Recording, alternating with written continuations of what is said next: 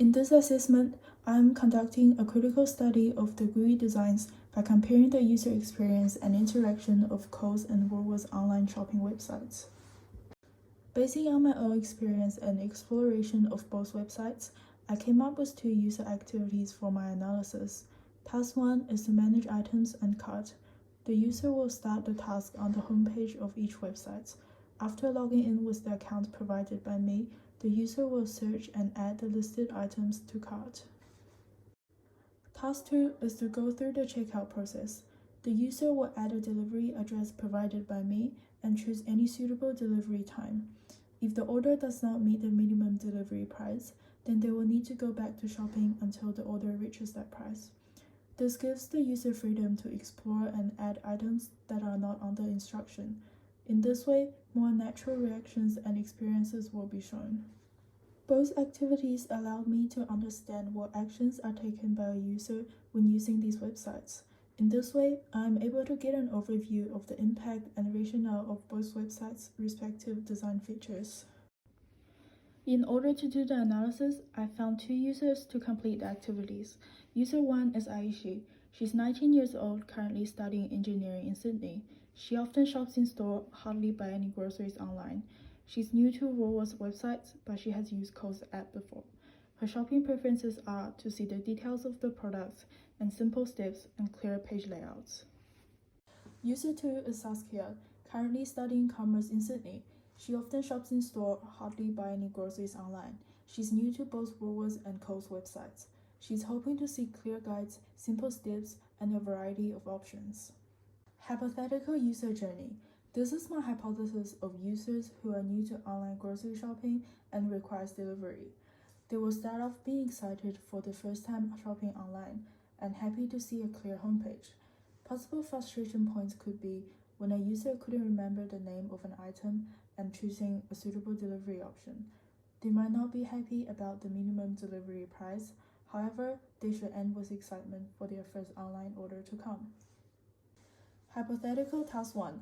Because of the heavy load of text on the homepage, the user may be confused on where to look at first. However, it should be easy to start logging in as it is at a very common location. Logging in should also be an easy step. If the user wishes to see what they're typing in for password, they can click the eye icon with Kohl's. However, Woolworths doesn't offer this option. Searching and adding items to cart should be very straightforward, unless the user doesn't know the correct names. Hypothetical task 2. The process to check out should be easy. Possible frustration points are when the address isn't coming up automatically, when there are too much to read for delivery time, and when realizing there is a minimum price for delivery. After finishing Kohl's task 1, both users were satisfied with the simple layout and how straightforward the steps were. Aishi liked the use of icons, and Saskia was really satisfied with the variety of products. Some frustration points are the texts below product images were a bit too small for Aishi to read, and everything went well for Saskia. The satisfaction and frustration points for Woolworths task 1 is the same as Kohl's, except Aishi likes how Woolworths uses the plus and minus sign for quantity of products better than Kohl's downwards arrow. After completing Kohl's task 2, Aishi was satisfied on the address coming up automatically. Saskia liked how the system brought her back to the shopping page from checkout when she did not meet the delivery price, and they were both not happy about the minimum delivery price. Again, Woolworths task 2 went the same as Kohl's, except Saskia found the checkout page more cluttered than Kohl's.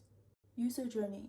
Both their user journeys were very similar and went as what I have expected, except they did not have the problem with spelling mistakes.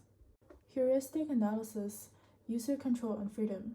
When shopping, users have full freedom of adding and deleting items on the main page and in the carts at all times.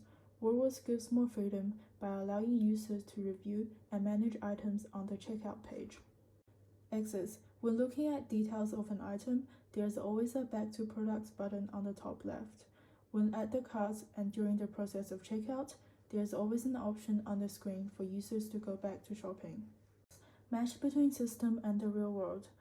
All images used are what the item looks like in the real world, nice and clearly scanned for users to view. For items on special, the colors of yellow and red for Kohl's, green and yellow for Woolworths, and the signs, such as half price, are exactly what they use in physical stores. Process. The overall process of adding items to carts, then checking out is the same with the real world.